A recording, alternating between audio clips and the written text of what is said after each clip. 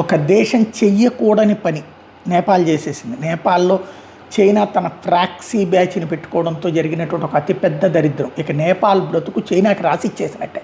ఒకప్పుడు హాంకాంగులో పాలకులు తీసుకెళ్ళి చైనాకి తమ దేశాన్ని రాసిచ్చేసినట్టు ఇప్పుడు నేపాల్ని తీసుకెళ్ళి రాసిచ్చేస్తున్నారు. నేపాల్లో ప్రజల చేత ఎన్నుకోబడే ప్రభుత్వాన్ని జాగ్రత్తగా పక్కన పెట్టి వామపక్ష ప్రభుత్వాలను అక్కడ పెట్టించి వాళ్ళలోనే వాళ్ళు కొట్టుకునేలా చేసి ఈ నాయకుడు కాబట్టి ఆ నాయకుడు అందరూ వామపక్ష నాయకులే ముగ్గురు కూడా అట్లాగా ఒక నాటకం ఆడితే కంప్లీట్గా గ్రిప్ సంపాదించి ఈ మధ్యన ప్రజల్లో ఒక పోరాటం వచ్చింది.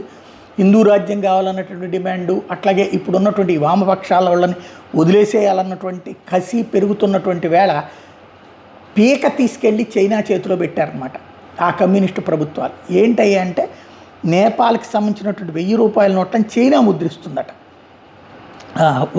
ఏ దేశం ప్రపంచంలో ఏ దేశం కూడా తన దేశపు నోట్లను ఇంకొక దేశంలో ముద్రింపచేసేటటువంటి ఆలోచన చేయదు. అలాంటి దిక్కుమాలను పనిచేయడం ద్వారా నేపాల్ ఆర్థిక వ్యవస్థని సర్వనాశనం చేసుకోవడం కాదు, చైనా చేతికి పీకనప్పచెప్పారు.